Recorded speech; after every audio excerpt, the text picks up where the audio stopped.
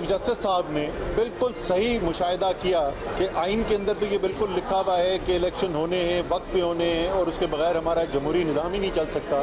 वो इलेक्शन जो होने वो एक माहौल के अंदर होने हैं। वो माहौल जो है वो एक फ्री फेयर इलेक्शन का नहीं नजर आ रहा कि जहां पर पाकिस्तान की सबसे बड़ी सियासी पार्टी के चेयरमैन के ऊपर, पाकिस्तान के साबका वजीर आजम के ऊपर आप सेंचुरी बना दें झूठे केसेस की, मुकदमात की, जहां पे हजारों कारकुन नजर बंद कर दिए जाएं, गिरफ्तार कर दिए जाएं और मजीद हजारों के घर पे छापे पड़ रहे हों, लोग अगवा कर लिए जाएं, मुकदमा भी ना दर्ज हो और 4-4, 5-5 दिन ये ना पता चले कि कौन उठा के ले गया और क्यों उठा के ले गया है। वहां पर हमें एक आजादाना, साफ शफाफ इलेक्शन का माहौल नजर नहीं आ रहा और इसलिए मेरे ख्याल में उन्होंने तमाम पार्टी से जो कमिटमेंट मांगी है, उन्होंने कहा है बड़ी दो टोक कमिटमेंट चाहिए अदालत को कि ऐसा माहौल भी फराहम करना होगा कि जिसके अंदर एक आज़ाद शफाफ इलेक्शन होता हुआ नजर आए। तो हम इसकी भरपूर तायीद करते हैं। बिस्मिल्लाहिर्रहमानिर्रहीम, अस्सलाम वालेकुम। प्रोग्राम एक्सपर्ट से मैं आपको खुशामदीद कहूँगी। नाज़रीन, सूबाई इलेक्शन के इल्तवा के मामले पर सियासी और आइनी बहरान शदीद हो गया। तहरीक इंसाफ मामला लेकर सुप्रीम कोर्ट में पहुंची। चीफ जस्टिस ने दरख्वास्त पर 5 रुकनी लार्ज जज बेंच बनाया। आज बेंच ने इब्तदाई समाअत भी की है। चीफ जस्टिस ने रिमार्क्स दिए कि सबसे अहम सवाल ये है कि क्या इलेक्शन कमीशन सदर की दी गई तारीख को बदल सकता है।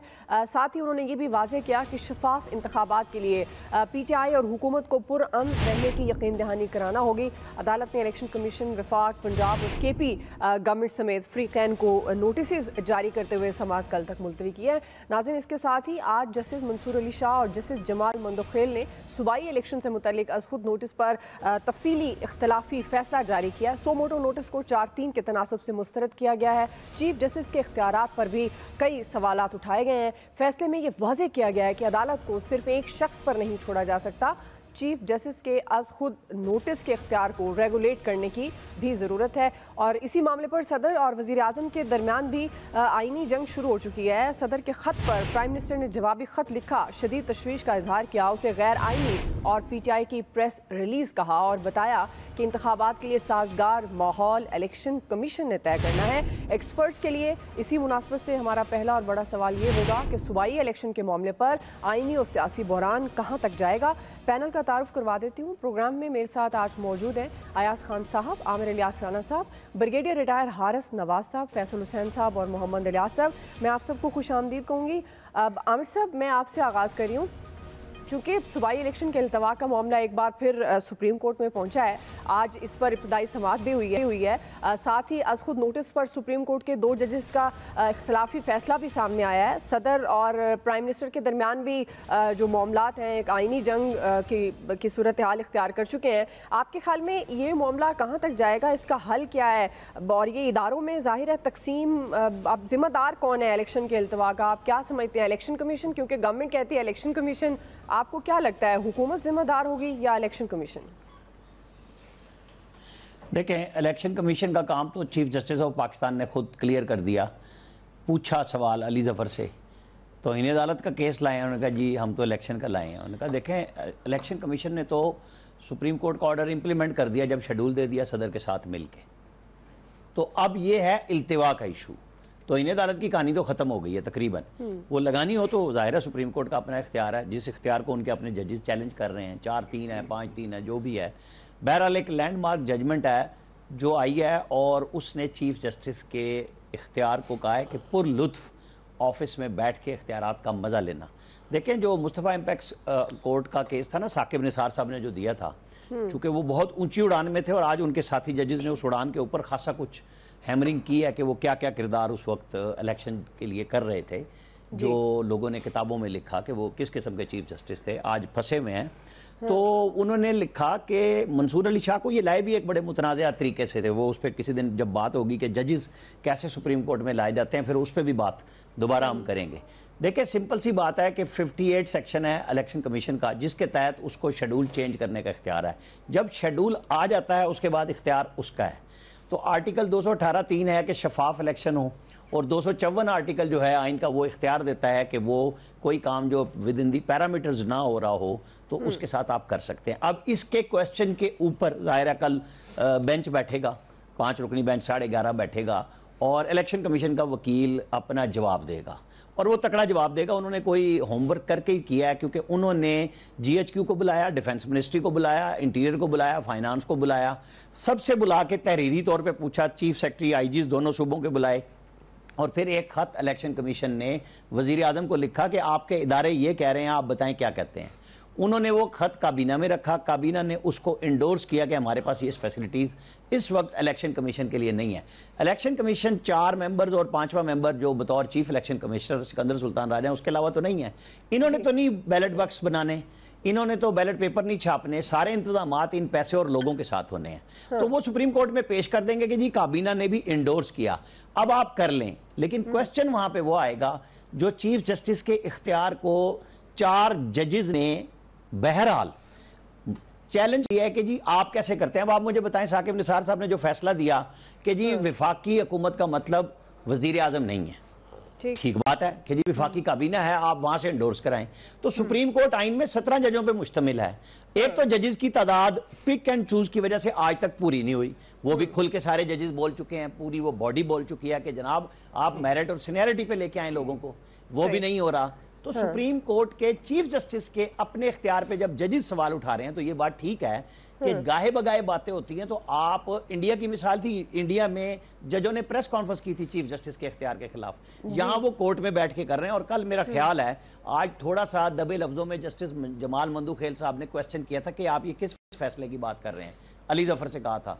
तो कल जब ये बेंच लगेगा तो उसमें एक या तो चीफ जस्टिस उसको जस्टिस जमाल मंदूखेल को निकाल दें, जिस इख्तियार को उनके चैलेंज किया जजेस ने कि आप नहीं कर सकते जब आप बेंच की तश्कील दे दें, कोई खुद उठ जाए जैसे मज़ाहिर नकवी और जो आज फिर बेंच का हिस्सा थे एजाजुल हसन साहब, ये खुद चले गए थे कि इनके ऊपर इल्जामात आए थे और वो आर्टिकल 10 का तहत भी बात आई थी अलग से कि जब आप एक फेयर माइंड दे चुके हो अपना फैसला तो आपको बेंच में नहीं बैठना चाहिए। तो ये 2 जजेस चले गए थे। अब हम इन सबको मिला के अगर पढ़ें तो चीफ इलेक्शन कमिश्नर ने अपना फैसला कर लिया, चीफ जस्टिस ने कहा कि उन्होंने हमारा फैसला इंप्लीमेंट कर दिया। असल मसला ये है कि हम अवाम के लिए आए हैं, वहां से उन्होंने 184(3) को थोड़ा सा लिंक किया कि हमें देखना है कि अवाम का क्या हो सकता है, लोगों का क्या बनेगा, PTI और हुकूमत क्या कर रही है, अपना तहरीरी जवाब करके लाएं। वहां एडिशनल अटॉर्नी जनरल ने जब ये बात कही कि हुजूर ये फैसला जब हुआ था तो सारी सियासी पार्टियों को नोटिस हुआ था, तो कल आप सिर्फ हुकूमत और मतलब ये इनको बुला रहे हैं इलेक्शन कमीशन को, तो आपको सबको नोटिस करना चाहिए। वो चीफ जस्टिस साहब ने नहीं किया। अब जब कल बेंच 11:30 बजे लगेगा, मेरा ख्याल है पाकिस्तान की तारीख को सीधा करने के लिए एक बड़ा वक्त आ रहा है। इलेक्शन होने चाहिए, इससे कोई इनकार नहीं है, लेकिन मैं हमेशा जब से ये 7 फरवरी से इलेक्शन कमीशन की पहली मीटिंग हुई थी फाइनली कि हमें कोई बंदा रिटर्निंग अफसर अदालतें नहीं दे रही, तो मैं कह रहा था जमीनी हकायक और कुव्वत नाफजा को भी देखें। तो वो सामने अब देख लें, अब पता चलेगा कि कौन कितना जोर आवर है। क्योंकि ये जो फैसले में जैसे जस्टिस फायद ईसा जो सुप्रीम कोर्ट के सीनियर मोस्ट जज हैं, उनके ऊपर एक फैसला करा दिया गया कि ये इमरान खान का केस नहीं सुनेंगे, उसकी वजह थी। अच्छा, तो क्या बाकी जजेस पे जब सारा पाकिस्तान की पार्टियां अदम एतमाद कर रही हैं तो चीफ जस्टिस साहब को फैसला नहीं करना चाहिए कि हर उस बेंच में वो लोग क्यों मौजूद हों जिनकी राय पहले से पता होती है। एक आप ट्वीट करें, लोग आपके ऊपर गालियां भी निछावर कर देते हैं, फूल भी निछावर करते हैं अपनी अपनी पसंद के मुताबिक, और जजेस के नाम लिखे फैसला वो बता देते हैं कि जी क्या फैसला है। तो अब ये चीफ जस्टिस ऑफ पाकिस्तान अता बंदयाल साहब, जिनका नाम कल बदल दिया शेख रशीद साहब ने फरते जज्बात में परसों रात को, वैसे तो कल सुबह ही हो गई थी वो, तो अब पता चलेगा कि वो क्या फैसला लेते हैं। वो जजेस, ब्रदर जजेस, साथी जजेस, लर्नेड जजेस, जो भी लफ्ज इस्तेमाल करेंगे उनके लिए क्या इस्तेमाल करते हैं, लेकिन गंद बहुत पड़ गया है और इसको संभाल लेना चाहिए और सबको मिलकर संभालना चाहिए, वरना हम वही अंडे और मुर्गी बगदाद वाला है, हमारे ऊपर हमले बढ़े। अब ये जो मामलात इस हद तक चले गए हैं, आपको लगता है संभल सकेंगे? और इस सारी सूरत हाल के सियासी असरात क्या होंगे? आप इख्तिलाफी नोट को किस तरह से देखते हैं? और आपके ख्याल में जो इलेक्शन का अल्तवा है, कौन जिम्मेदार है, गवर्नमेंट या इलेक्शन कमीशन? या अल्लाह या रसूल, ये सारे बेकसूर, किसी का कोई कसूर नहीं। वो आमिर कह रहे थे इलेक्शन होने चाहिए, लेकिन हम इलेक्शन कराएंगे नहीं, वो कहते हैं जिन्होंने नहीं कराने। इलेक्शन कमीशन पे क्या खूबसूरत कहानी बनाई जाती है इस मुल्क में, और वो अनफोल्ड होती जाती हैं चीज़ें। वो इख्तलाफी नोट वाला फैसला भी आज ही आना था, ज़ाहिर है जब इन्होंने वो आज इसकी हेयरिंग शुरू करनी थी, वो चीज़ें तय हुई होती हैं ना कि इसके साथ साथ आना है। मुझे नहीं याद पड़ता कि इस तरह के कोई मतलब नीचे से 2 जज उठ के वो कह दें कि जी ये 4 दिन का फैसला हो गया, चीफ जस्टिस फारिग कर दिया, तो चीफ जस्टिस प्रैक्टिकली तो फारिग हो गए आज। चीफ जस्टिस बैठे वहाँ ज़रूर हुए हैं, लेकिन वो बिल्कुल मुझे वो सजाद अली शाह मरहूम वाला वो दौर याद आ रहा है, जब वो भी फटा डाल बैठे थे और इन्हीं से फटा डाल बैठे थे। मेरे बड़े कायद थे उस वक्त, उनसे फटा डाल बैठे थे। आप छोटे कायद हैं तो इनसे तो फटा डालेंगे तो आप इतना खूबसूरत अंदाज से कि जी ये जज चूंकि बाइस्ड है, ये चूंकि पीटीआई के हक में फैसला देते हैं लिहाजा ये बाइस्ड हो गए। दूसरे जज जो हैं वो दूसरी पार्टी को सपोर्ट कर रहे होते हैं, वो बाइस्ड नहीं है, वो गैर जानिबदार हैं। यही तासुर तो यही बनता है ना, और यही तासुर दिया जा रहा है। इसी मरीम नवाज साहबा ने भी कह दिया ना कि बेंच फिक्सिंग की जो हम बात कर रहे थे आज वो साबित हो गया कि वो देख ले वो फैसला भी आ गया। तो मामला ये है कि जब नीयतें ठीक नहीं होती, यहाँ सबका अपना अपना आइन है, सबका अपना अपना कानून है, कोई मतलब वो मुझे तो आज तक इस आइन की समझ ही नहीं आई। सच्ची बात है कि इतने अरसे से मैं जर्नलिज्म में भी हूँ और हर दौर में वही आइनी शिकें होती हैं, उनको अपने मानी पहना के वो कह रहे हैं जी तशरीह उसकी डिफरेंट हो जाती है। कभी वो अदालतों से हो जाती है, कभी वो सियासतदान कर रहे होते हैं, कभी आइनी माहिरीन कर रहे होते हैं, कभी वकला कर रहे होते हैं। तो ये आइन तो प्रैक्टिकली मैं कहता हूँ कि ये समझें कि आप छुट्टी पे जा चुका है आइन। मतलब मैं ये नहीं कहता कि आइन आपका फौत हो चुका है, चले छुट्टी पे जा चुका है, इसका कोई फ़ायदा नहीं है, इसका कोई हल नहीं है। यहाँ पे चीज़ें नज़र भी आ रही होती हैं लेकिन उसकी तरफ ध्यान देने के लिए कोई तैयार नहीं होता। मतलब आप देख लें, अभी एक इंसिडेंट हुआ है मीनार पाकिस्तान पे, एक जलसा था, वो पूरा शहर कंटेनर लगा के बंद कर दिया, इसके बावजूद लोग वहाँ पहुँच गए। तो फिर टेंशन हो गई कि यार ये कैसे पहुँच गए। मतलब वो उनकी हिफाजत के लिए आप कंटेनर लगा रहे थे और वो उसके बावजूद वो इस चीज़ पे तैयार ही नहीं थे लोग कि जी हमारी हिफाजत की जाए। सिंपल बात यह है कि वो कहते हैं ना, वो अपना तगड़ा जड़ा ना इस मुल्क जिसके पास ताकत है, ये सब कानून उसका चलता है। वो जब कह देता है कि भाई ये चीज़ इतने की मैं दे रहा हूँ या ये चीज़ इस तरह होगी, उस पर कोई इख्तलाफ नहीं कर सकता और हर चीज़ उसी तरफ जा रही होती है कि जी यही ठीक है। वो आइन कानून राना सनाउल्लाह साहब को नहीं देखा आपने कि कौन सा आइन कौन सा कानून, अब हम करेंगे जैसे ये करेंगे वैसे वो करेंगे। तो मेरा ख्याल है कि चीज़ें इस हद तक खराब हो गई हुई हैं कि इनको अब मुझे नहीं लगता कि इसका कोई हल निकलेगा। अल्लाह ना करे, जिसका मैं खदशे का इजहार मुद्दत से कर रहा हूँ, वो हल इसका ना निकले। सही है। ब्रिगेडियर साहब, आप क्या समझते हैं इख्तिलाफी नोट को? अजीज हमवतनों, आपके ख्याल में सूबाई इलेक्शन मौखर जिम्मेदार इलेक्शन कमीशन है या वफाकी हुकूमत? और ये खास तौर पर जिस तरह अयाज साहब भी बात करें कि यहाँ सबका अपना अपना आइन है, कानून है, इदारे भी अपने हैं, शख्सियात भी अपने हैं, तो ये मामला किस तरफ जा सकते हैं? देखें दुआ, जो आज फैसला जिस मौके पर आया है, बिल्कुल अयाज साहब बात ठीक करे, हैरानी है ये फैसला 2 हफ्ते पहले क्यों नहीं आ गया, 3 हफ्ते पहले क्यों नहीं आ गया? Why on the same day जिस दिन डेट लगी है? ये PMLN की हमेशा से ये है, वो अपने मर्जी के फैसले करवाते हैं प्रेशर डाल के, और ये इस वक्त मुल्क के लिए बड़ी ख़तरनाक सिचुएशन है। बजाय इसके कि कोई हल निकाला जाए, एमिकेबल सोल्यूशन निकाला जाए और उसके साथ बैठ के कोई हल निकाला है, या इस तरीके से हमने करके और मुल्क में क्या हालात के पैदा कर रहे हैं, ये सोचने की बात है। बात यह है कि जब एक सुप्रीम कोर्ट ने 5 जजेस ने जो डिसाइड कर दिया, उस पर सुप्रीम कोर्ट के 3 जजेस और 2 जजेस के साइन है, वो इम्प्लीमेंट ऑर्डर्स हो गए। इस वक्त आने का क्या मकसद है? That mean they want to show divide और चीफ जस्टिस के ऊपर प्रेशर डालने की बात है, जो नहीं होना चाहिए। ये मुल्क के लिए बड़ा ख़तरनाक है। इस वक्त हुकूमत एक ताकत के नशे में पागल हुई है और वजह यह है कि ज़ाहिर इमरान की पॉपुलैरिटी है। आपने डिस्पाइट जो भी बात हो रही थी कि आपने तमाम कंटेनर खड़े कर लिए, लोग उसी तरह पहुँच गए। लोगों की आवाज़ को, मूड को समझें और फिर आप अपनी इसको काउंटर करें। कारकर्दगी आप दिखा नहीं रहे हैं। हर रोज़ 4 वज़ीर होते हैं, गाली इमरान को, तोशा खाना चोर, फलां चोर। What are you gaining? No effect. Effect फिर भी कि आप कारकर्दगी दिखाएंगे। आप आटा दे रहे हैं, आप बताएं कि आप मुफ्त आटा किस उनकी नफ्स को तबाह कर रहे हैं, बेकारी बना दिया उनको।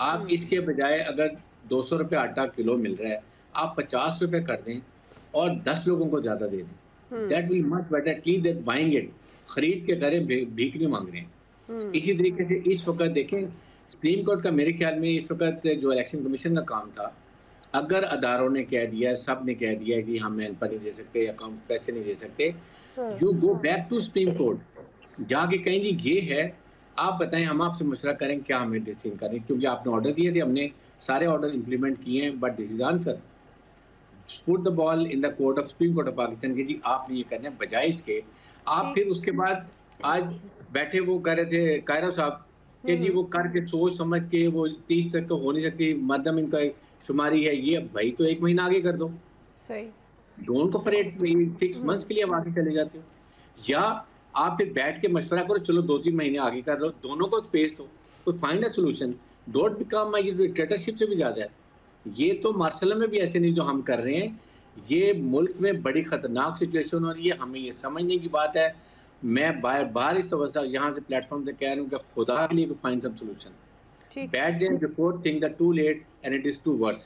सही है फैसल साहब, इसका मतलब है हालात तो जाहिर है, मुझे जी मैं टाइम देती हूँ आपको। फैसल साहब, इसका मतलब है जो हालात हैं वो तो उन्हें नहीं कहा जा सकता कि दुरुस्त समत में जा रहे हैं। आप ये टाइमिंग्स कितनी इंपॉर्टेंट है, ज़ाहिर है इलेक्शन कमीशन को भी मद्देनज़र रखते हुए सुप्रीम कोर्ट में समाअत भी और ये जो इख्तिलाफी नोट है, अब ये क्या टाइमिंग्स कितनी इंपॉर्टेंट है आपके ख्याल में? हम लोगों की कोई सिमत तो है नहीं, दुरुस्त और गलत सिमत का मालूम चल रहा है कि दुरुस्त में जा रहे हैं, हम तो बेसिम चलने वाले लोग हैं, लेकिन जो नज़र आ रहा है वो बहुत ख़तरनाक है। इदारे से लड़ रहे हैं और कौन सा इदारा किसके साथ खड़ा हुआ है ये रोज़े रोशन की तरह नज़र आ रहा है, बिल्कुल किसी में इसको कोई दो राय नहीं है, बिल्कुल नज़र आ रहा है कौन किसके साथ जो है खड़ा हो गया है। उस इदारे के अंदर भी कौन किसके साथ खड़ा हुआ है ये भी नज़र आ रहा है। सिस्टम आपका जो है ना वो क्लैप्स हो चुका है, एक ताकतवर लोगों का जो है ना वो खेल जो है ना वो शुरू हो गया है। अच्छा, जिस बुनियाद पे ये इलेक्शन पंजाब और केपीके के मुलतवी किए गए और जो जवाब पेश किया गया है कि इस बुनियाद पे इलेक्शन नहीं हो सकते, अगर वाकई ये जवाब है तो फिर आप यकीन कर लें इस मुल्क में आइंदा 100 साल तक इलेक्शन नहीं हो सकते। इस मुल्क के हालात तो सही होने का कोई इम्कान ही नहीं है, ना इस मुल्क में महंगाई खत्म होनी है, ना माशी हालात खत्म होने हैं, ना कर्जों का बोझ खत्म होना है, ना अमन अमान की सूरत बेहतर होनी है। आप बता दें हमारी आपकी जिंदगियों में कभी इनमें कोई चीज ऐसी थी जो किसी आइडियल कंडीशन में रही? कभी इन्हीं हालात में हम लोग जिंदा रहने के आदी हैं, इन्हीं हालात में इलेक्शन होते थे। लेकिन अब जो जवाब दिया जा रहा है अगर वाकई ये जवाब है तो फिर आप भी समझ लें कि इस मुल्क में आइंदा कभी इलेक्शन जो है ना वो होंगे ही नहीं। जब 2018 में इलेक्शन हुए थे या 2013 में इलेक्शन हुए थे, उस वक्त पाकिस्तान पे कर्जे नहीं चढ़े हुए थे, उस वक्त जो है अपने मुताबिक महंगाई थी, अमन अमान की सूरत जो थी वो तो सबके सामने, इससे ज्यादा इस मौजूदा हालात से ज्यादा ही खराब होगी। लेकिन बहरहाल तो इलेक्शन करवाना नहीं मकसूद था तो नहीं करवाए, तो आइंदा भी नहीं करवाए। वही जीतेगा जो है ना ये ताकतवर होगा। मरियम साहिबा खुल के कहती हैं कि हम फैज ने हमारे साथ ये, जनरल फैज साहब ने हमारे साथ ये किया, जनरल बाजवा का जो है वो नाम नहीं लेती। इमरान खान खुल के बोलते हैं कि बाजवा साहब ने हमारे साथ ये किया वो किया, जनरल फैज का वो नाम नहीं लेते। यानी कि एक इदारे के अंदर कोई एक किसी के साथ खड़ा हो गया, उसी इदारे के अंदर कोई किसी के साथ खड़ा हो गया। और ये मैं और आप जो है ना अंदाजे पे बात नहीं कर रहे, जिनके साथ जो खड़ा हुआ है वो लोग खुद बोल रहे हैं अपने मुंह से। मरियम साहिबा खुद कह रही हैं, इमरान खान साहब खुद कह रहे हैं कि हो रहा है। तो मतलब हम ये समझ लें कि ये लोग पाकिस्तान के साथ नहीं खड़े हुए थे, सही है। जिस रियासत के साथ ये लोग नहीं खड़े हुए थे, ये 22 करोड़ लोगों के साथ नहीं खड़े हुए थे, ये किसी सियासी जमात के साथ खड़े हुए थे, किसी फर्द के साथ खड़े हुए थे। आज जो हम और आप कीमत अदा कर रहे हैं तो वो कौन लोग थे जिनकी पॉलिसियों की, जिनकी जहनी सतह की जो हम लोग कीमत इस वक्त अदा कर रहे हैं, 22 करोड़ लोग अदा कर रहे हैं। आज भी जो जंग हो रही है इन दो लोगों के दरमियान हो रही है, आज भी जो ताकतवर लोग हैं और जो ताकतवर इदारों में जो लोग बैठे हुए आज भी वो इन दो लोगों के साथ ही खड़े हुए। इन्हीं के बेहतरी में वो चाहे वो इख्तिलाफी नोट की शक्ल में फैसला आ रहा हो या खुद नोटिस की शक्ल में जो फैसले आ रहे हो, इन्हीं लोगों के हक में फैसले आ रहे हैं ना जी। हमारी आपकी तो कोई बात नहीं कर रहा। तो ये कैसे ये पाकिस्तान जो है ना वो इस तरह चलेगा नहीं। कितना धक्का देंगे आप इस मुल्क को? और कोई सोचने को तैयार है इस मुल्क के अंदर? अच्छा, ये सोचना है मैंने आपने नहीं सोचना, हमारी आपकी तो औकात ही खत्म हो चुकी है ना। जिन लोगों ने सोचना है वो अपनी जात के अलावा सोचने को तैयार नहीं है, और उनसे जो कमतर लोग हैं वो उनको सिर्फ लॉबिंग करने के लिए बैठे हुए। सही है जी। ये तो चंद हजार अफराद का जो है वो मुल्क रह गया और हम आप अपने आप को कोसते जा रहे हैं। जो सूरत हो गई, लोग जो है बगैर शहरी का जो है रोजे रख रहे हैं यहाँ पे, किसी को फिक्र है यहाँ पे? ठीक जी, इलियास साहब, आप किस तरह से देख रहे हैं सारे मामला किस तरफ जाते हुए नजर आ रहे हैं, और ये सूबाई इलेक्शन का इल्तवा किसको आप जिम्मेदार समझते हैं, हुकूमत को या इलेक्शन कमीशन को? देखिए जी, आमिर साहब की बात से मैं बहुत अफसोस हुआ, बड़ी अजीब बातें की उन्होंने। इसमें हुकूमत का जो है ना मसला, हुकूमत चाहती है कि इलेक्शन वक्त पर ना हो, इसके लिए उनको टाइम मिले, क्योंकि उनको है कि वो PTI की जो मकबूलियत और ये चीज़ें देख के उसको उस पर ये है कि टाइम इनको गेन करें और इस पर इलेक्शन डिले करें। अब जाहिर है इंडिपेंडेंट अदारा है इलेक्शन कमीशन, उसने अपना फ़ैसला खुद करना है, उसने देखना है। जाहिर है उन्होंने भी जो बातचीत की, उन्होंने तमाम मीटिंग्स की, उसमें हर एक से राय ली और लेके कहा कि जवाब देंगे कि यही कि इलेक्शन नहीं करवा सकते इस वक्त ये ली। लेकिन यहाँ जो सूरत हाल है वो सब देखते आते हैं कि सबके ज़ाती इख्तलाफात नज़र आ रहे हैं अदारों में और लोगों में, जो सियासतदानों में। वो इख्तलाफात इलेक्शन नहीं, वो ज़ाती इख्तलाफात हैं कि एक दूसरे को नीचा दिखाने के, एक दूसरे को सबक सिखाने के। यहाँ ये देख लें कि आपको खुल के एक दूसरे को, जिस तरह होता था फिल्मों में कि एक दूसरे को धमकियाँ, राना सनावला की बातें, और इधर से जो PTI की जानब से तल्ख यानी तेज़ जुमले एक दूसरे के बारे में कहा जा रहा है, और एक दूसरे की जैसे कारकुन वही पिट रहा है और लोग अवाम पिस रही है इसमें महंगाई में, उसका कोई किसी को ख्याल नहीं। उसको ये है कि मेरी बात मानी जाए, और वो जब तक ये इस तरह चलता रहेगा, एक दूसरे को दकम पेल होती रहेगी। देखिए आज सुप्रीम कोर्ट में देख लें कि क्या फैसला एकदम दूसरा नीचे से जजों ने इस तरह कर दिया। चीफ जस्टिस साहब के होते हुए नहीं करना चाहिए, हर एक को अपने दायरा कार में रहते हुए काम करना चाहिए। अगर नहीं करेंगे तो मसला यही है, बिगड़ता जाएगा, मुल्क चलने के बजाय यहीं खड़ा हो जाएगा, और फिर जो जीतना चाहता है जीत ले, जिसके जोर है, ताकत है। जी आमिर साहब, आप कमेंट करना चाह रहे हैं, ब्रेक की तरफ जाना? जी वो कमेंट यही, पहले तो फैसल साहब ने चूंकि कहा कि बड़ी अजीब बात की, मेरे लिए अजीब उस दिन होती है जिस दिन मुझसे ये इत्तेफाक कर ले, क्योंकि अकल की बात इनको समझ ही नहीं आती, लिहाजा ये बड़ी बात बुरी होती है कि ये कहीं साथ मिल जाए। अच्छा, वो हमारे अयाज साहब ने भी कहा और ब्रिगेडियर साहब ने भी कहा कि बड़ा इत्तेफाक है कि एक ऐसे वक्त में फैसला आया कि जब ये लग रहा था। तो आप अंदाज़ा कर लें कि ये बात मैं 2-3 दफ़ा अपने प्रोग्राम में कह चुका कि जो 1 मार्च का फैसला है शॉर्ट ऑर्डर, उसका तफसीली फैसला, रिटर्न फैसला क्यों नहीं जारी हो रहा। मुझे ये बात पता है, ये पता थी। आज भी आपको बता दूं कि अगर ये बेंच ना बनता, ये बेंच देखे ना, 20 मिनट पहले बनाया गया, 1 घंटा पहले, और लगा दिया गया, तो उन जज के पास कोई रास्ता नहीं था कि वो आज जारी करते इस फैसले को, क्योंकि ये बनाया ही इस तरह गया था कि वरना उनको पता था कि इन जजेस ने फैसला देना है और वो इंतजार कर रहे थे। और आज दौरान समात जस्टिस जमाल मंदूखेल ने ये क्वेश्चन उठाया अली जफर से कि आप किस फैसले की बात कर रहे हैं, 1 मार्च वाले फैसले की, क्योंकि वो इशू नहीं हुआ अभी तक। ये बात आप रिकॉर्ड से चेक कर लें, क्योंकि यही बात पहले दिन से हो रही थी कि ये 4-3 का फैसला है, पनामा जजमेंट को पढ़ लें। जो गेम और लीगल जूरिस्प्रूडेंस नई पैदा की गई थी उस केस में वो इनके गले आएगी। जैसे बात क्या है आमिर भाई, ये तो बता दो। करके पंजाब में बहरान बनाया, आज सारी गड़बड़ वहां से पैदा हुई कि आपने आइन की तशरीह में आइन को रीराइट किया। आज तबाही वहीं से शुरू हुई है, एंड पे भी वहीं पे आएगी। जी ब्रिगेडियर साहब, आप भी कुछ कहना चाहेंगे? मैं सिर्फ जस्ट पॉइंट देखें, इसकी टोटल रिस्पॉन्सिबिलिटी जो है ना, ये जो डेट चेंज हुई थी प्राइम मिनिस्टर ऑफ पाकिस्तान, क्योंकि चारों अदारे के chief executive prime minister of Pakistan है, फाइनेंस, डिफेंस मिनिस्ट्री, तुसी ब्रिगेड साहब मरवाओगे मेरे प्राइम मिनिस्टर को, मिनिस्ट्री, उसके बाद बात जजेस के हो रहे हैं, जिम्मेदारी वजीर आजम की है। ब्रिगेडियर साहब का पाड़ा एक ही है। He had to provide all the support, उन्होंने ही had to ensure to provide support to election commission of Pakistan. इसलिए मैं ये बात करूं, उनकी जिम्मेदारी थी इलेक्शन कमीशन को सपोर्ट करते, बल्कि उन्होंने साफ इनकार कर दिए, तो that means he is most responsible for all this action. Brigadier साहब, आपकी मासूमियत को सलाम। कर लेना, सुप्रीम कोर्ट ऑर्डर कर दे तो इन्हें अदालत में अभी जो कर रहे हैं ब्रेक लेते हैं। नाज़रीन, वापस आएंगे। हमारा दूसरा सवाल, सियासी इख्तिलाफ़ात ज़ाती दुश्मनी में बदल रहे हैं। हम सवाल ये रख रहे हैं, क्या सियासी मामला पॉइंट ऑफ नो रिटर्न पर पहुँच गए? राय लेते हैं ब्रेक के बाद।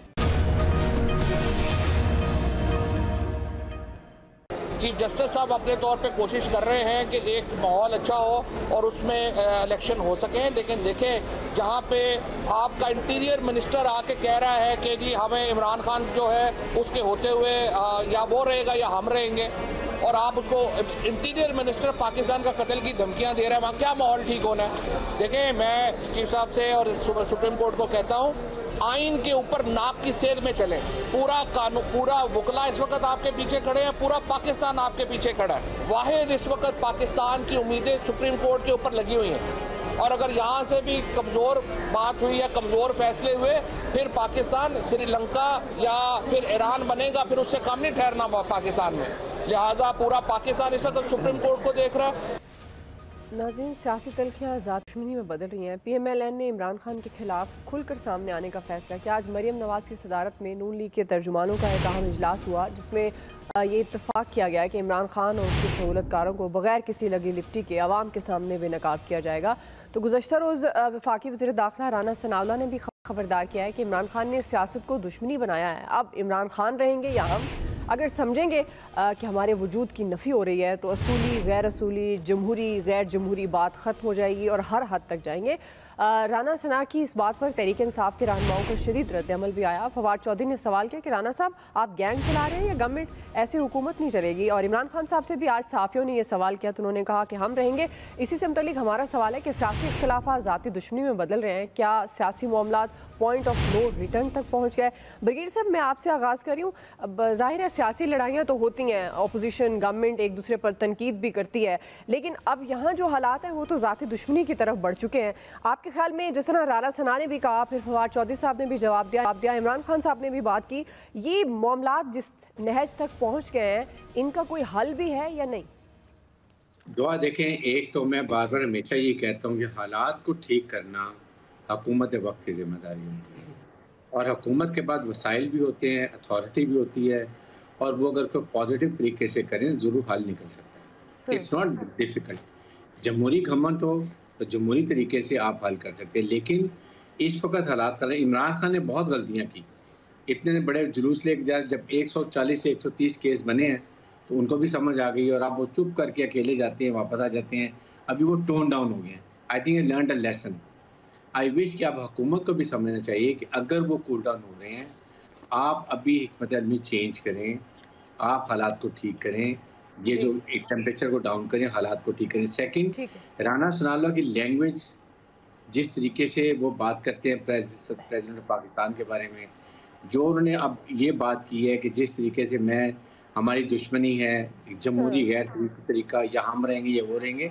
आपके पास पावर है, you have to be very humble, और आपकी पाकिस्तानी अवाम है, आपने ये देख के बात करनी है। इस वक्त मेरे ख्याल में, मुझे तो अब लगता है कि आप एस्टेब्लिशमेंट को या चीफ जस्टिस पाकिस्तान को, किसी ना किसी को इनको बिठाना चाहिए मुल्क के लिए, मुल्क के हालात के लिए, and find some better solution. जी आमिर साहब, अगर सदर मुमलिकत पार्टी वर्कर ना बनते ना तो वो बड़ा मनसब था। वो पहले अपने पार्टी चेयरमैन से साबिक आर्मी चीफ की मुलाकातों के लिए भागते फिरते थे, कभी घरों में जाते थे। अब नए आर्मी चीफ को मुलाकातों का पैगाम दिया। जब वो खबर उन्हीं की तरफ से लीक हुई कि जी ताजरों के साथ मुलाकात में चीफ साहब ने बताया, मैं ये चीफ की तरफ से लीक नहीं हुई थी खबर, ये दूसरी तरफ के कारकुनों की तरफ से खबर आई थी कि जी वहाँ पे मैसेज दिया गया कि सदर साहब मिल लें आप इमरान खान से, आर्मी चीफ साहब। तो उन्होंने कहा पीएम से मिल लें, हम अपना काम कर रहे हैं। तो उसकी फवाद चौधरी साहब ने सदर मुमलिकत की वो दुर्गत बनाई थी कि ना हमने कोई पैगाम दिया, ना इमरान खान साहब मिलना चाह रहे थे। तो ये सदर साहब की जिम्मेदारी थी कि वो किसका पैगाम दे रहे थे। अगर वो कहीं खड़े होते, हालांकि रूल्स ऑफ बिजनेस जिसका उन्होंने खत में जिक्र किया, उनकी हैसियत आइन बनाने वाले हफीज़ पीरजादा की 1972-73 की तकरीर से आपको टेक्स्ट बता रहा हूँ। उनसे पूछा गया कि जी सारे काम इख्तियार वजीर आजम की तरफ जा रहे हैं, सदर का क्या काम है? तो उन्हें बताया गया कि सदर साहब का कोई काम नहीं है पार्लिमानी जमहूरियतों में। ये गवर्नर जनरल और सदर होते हुए सिर्फ साजिशों का शिकार करते रहे हैं पार्लिमानी जमहूरियतों को। लिहाजा इख्तियार वजीर आजम का है, घंटाघर वही बनेगा। ये 1972-73 जब आइन बन रहा है ना, हफीज पीरजादा का मैं कोट कर रहा हूँ आपको। अब आप मुझे बताएं कि ये जो मसाइल बन रहे हैं किस वजह से बन रहे हैं? कोई इदारा अपनी जगह काम कर रहा है। जब आप खुद सुप्रीम कोर्ट में 1980 के ज़ियाउल हक के रूल्स के तहत बेंच बन रहे हैं, हालांकि आर्टिकल 198(4) के तहत हाई कोर्ट में बेंचेस बनाने का इख्तियार तरीकेकार क्लियर है। 18वीं तरमीम में चीफ इलेक्शन कमिश्नर के बेंचेस बनाने का इख्तियार क्लियर है। सुप्रीम कोर्ट में कोई नहीं है, इसीलिए उनके जजेस बोल रहे हैं कि इसको रेगुलेट किया जाए कि कैसे चलाना है। यहाँ पे जब तक इख्तियारात के अंदर तकसीम के बारे में कहीं आप नेशनल लेवल पे डायलॉग नहीं करेंगे, इसको ठीक नहीं करेंगे, कभी आप आर्मी चीफ को कहेंगे, कभी आप कहेंगे चीफ जस्टिस को, इन दोनों का कोई काम नहीं है।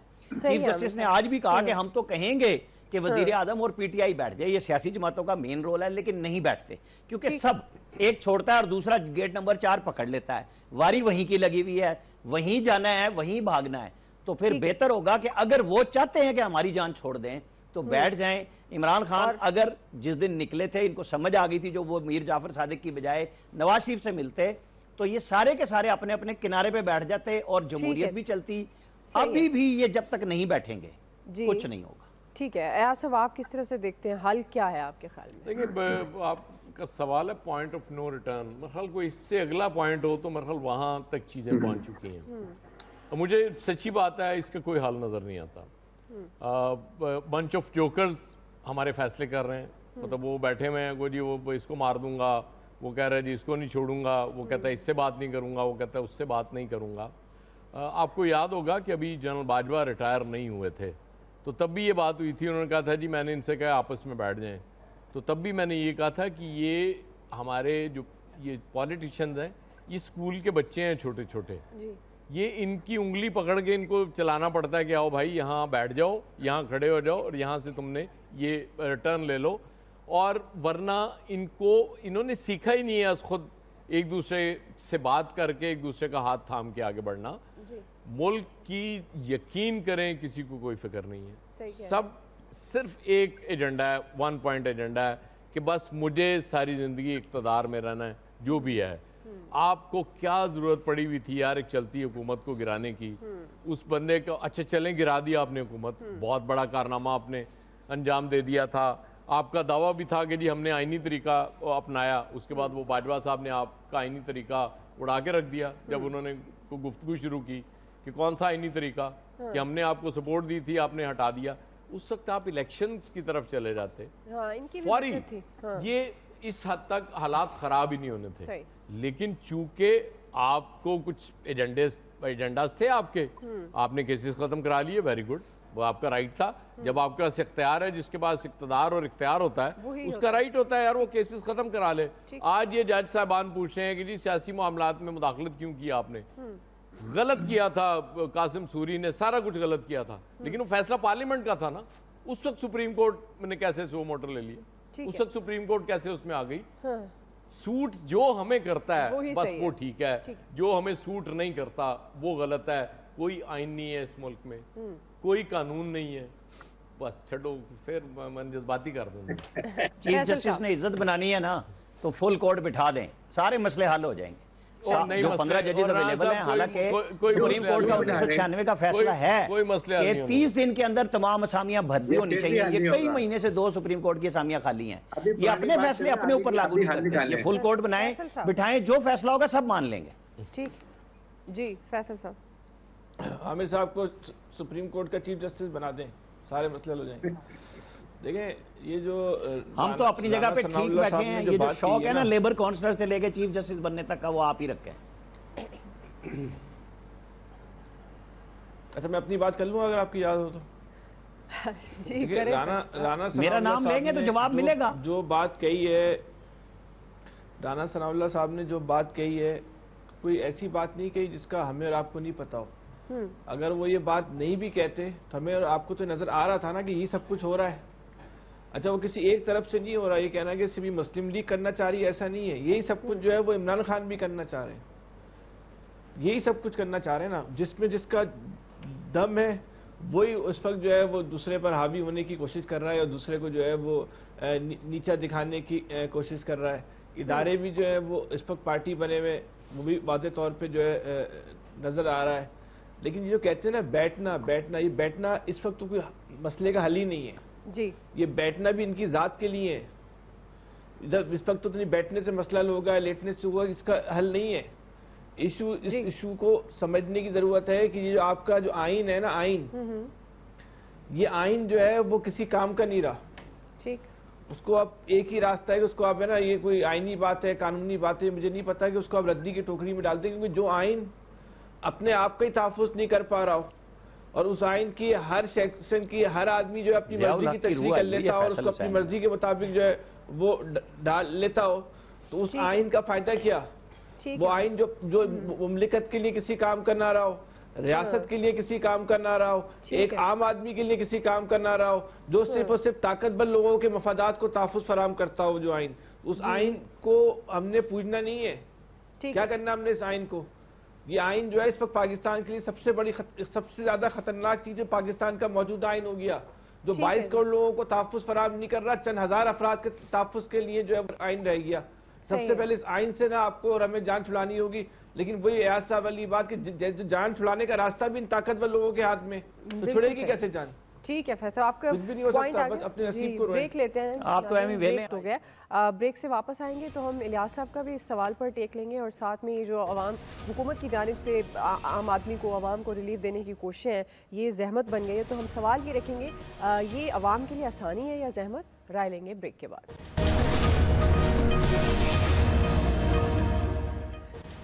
वेलकम बैक नाज़रीन, हम बात कर रहे थे सियासी तलखियाँ ज़ाती दुश्मनी में बदल रही हैं। इलियास साहब, एक तो मैं इस पर आपका टेक चाहूँगी कि आपके ख्याल में इसका हल क्या है, और साथ ही ये जो रिलीफ की कोशिशें हैं, हर रोज़ खबर आती है जहाँ पर आटा बट रहा है, जिस पर ब्रिगेडियर साहब भी बात कर रहे थे, वहाँ पे लाठी चार्ज भी हो रहा है, फायरिंग, लोग ज़ख्मी भी हो रहे हैं, हलाकतें भी हो रही हैं, तो ये किस तरह का रिलीफ है जो आम आदमी के लिए वबाल जान बन गया? लेकिन इनको एक सिस्टम बनाना चाहिए था कि सिस्टम जिस तरह चल रहा था बेनज़ीर इनकम सपोर्ट प्रोग्राम, उसी तरह ना लोगों को आसानी से पैसे मिल जाते, बैंक में चले जाते, वो अपनी मर्ज़ी से कर लेते। अगर आपने देना था, इनकी कॉस्ट कम हो जानी थी, बजाय जो कॉस्ट लेके जाते हैं चीज़ें इधर उधर, लोगों को एंगेज किया हुआ है इन्होंने। इनको चाहिए था कि इस तरह तो कामों को, इनका माजी का एक्सपीरियंस है कि लोगों के भाग दौड़, इस तरह लोगों की लाइनें लगेंगी, बीच में लोगों की लड़ाइयाँ होंगी, और जो एक लाइन में लगा रहा बंदा जाके दिखाता है, अपना ऐप में जाता है, वो उसका उस मोबाइल दिखाता है, उसका आता ही नहीं मैसेज के उसको क्या, उसका क्या कसूर है? कई लोगों के तो शनाख्ती कार्ड नहीं बने हुए, कई लोगों के तो रजिस्टर्ड ही नहीं है, तो इसलिए इस तरह पूरी तरह लोगों को नहीं मिल पा रहा जो गरीब लोग हैं, तो उनके लिए तो मसला बन रहा है। तो गवर्नमेंट को चाहिए था कि इसके लिए कोई और तरीका करती, सर्वे करती, कोई इसके तरीका करके, अचानक से एकदम लगा दिया इस तरह, मशीनरी भी नहीं काम कर रही, और इस तरह तो जाहिर है लोग मरेंगे इस तरह। तो जब दूसरा जो आपका कहना है कि जब तक ये दोनों पार्टियां आपस में सामने आ चुके हैं, आपस में एक दूसरे पर तनकीद कर रहे हैं, अदारों पर भी एक दूसरे पर, ये अब ये इस हालत पर नहज पर पहुंच चुके हैं कि प्रेसिडेंट साहब ने भी कोशिश की कि मिलवाने के लिए आपस में बातचीत, लेकिन वो अब खुद पार्टी बन गई बजाय मिलवाने के। तो इस मसले का हल देखते हुए नजर नहीं आता। अब ये तो कोई बाहर से कोई आए चीज तो आके इनको बिठाए, बाहर से कोई चीज आए, ऊपर से कोई चीज आए, ऊपर से कोई ऐसी चीज आए। एयाज साहब, जो हमारा तीसरा बुनियादी सवाल है, आपके ख्याल में रिलीफ देने की कोशिशें कहाँ गड़बड़ कहाँ है? वो तो आम आदमी के लिए वबाल जान बन गई है। गड़बड़ जहनों में है दुआ। ये बुनियादी तौर पे हमारे जो हुक्मरान हैं, शहनशाह हैं, इन्हें बड़ी तस्कीन मिलती है लोगों को इस तरह ख्वार होते देख के, लाइनों में लगे देख के, फिर ये जाते हैं फोटो सेशन कराते हैं और फिर कहते हैं जी देखें हमने कितना ख्याल कर रहे हैं इस कौम का। कतन इससे ज़्यादा कुछ नहीं है। मतलब वो होमवर्क तो इलियास साहब कह रहे थे वहाँ होते हैं जहाँ लोगों को आम आदमी की वाकई फिक्र होती है।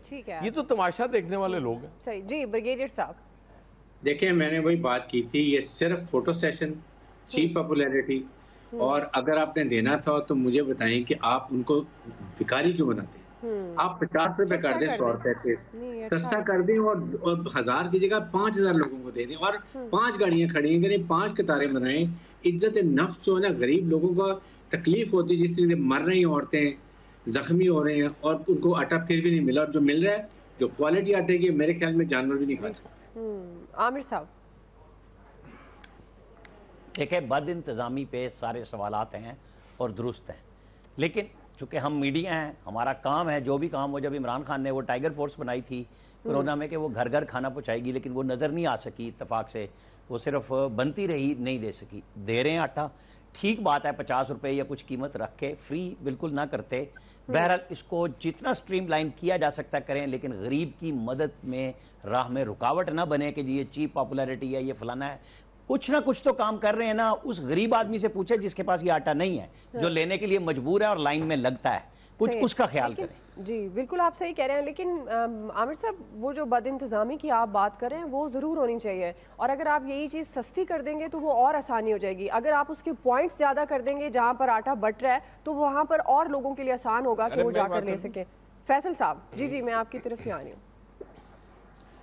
फैसल साहब, परेशान क्यों हो? कहना चाहता हूँ, चाहे शहबाज शरीफ साहब हों या इमरान खान साहब हों, इनको कोई ये समझाए कि आप जो है ना पाकिस्तान के वजीर आजम वो कोई एनजीओ नहीं चलाते, जिसका जो काम है एनजीओ चलाने का उनको करने दो। ये आपका काम नहीं है इस तरह आटे बांटना, आपका काम जो है वो पॉलिसियां बनाना है। खुदा के वास्ते उस पर तवज्जो दो। वो आपकी सलाहियत नहीं, आप पे कोई पॉलिसी बना के जो है आटे की कीमतों को जो है आप कम कर सको या कोई बरानी किसी भी बरान को हल कर सको।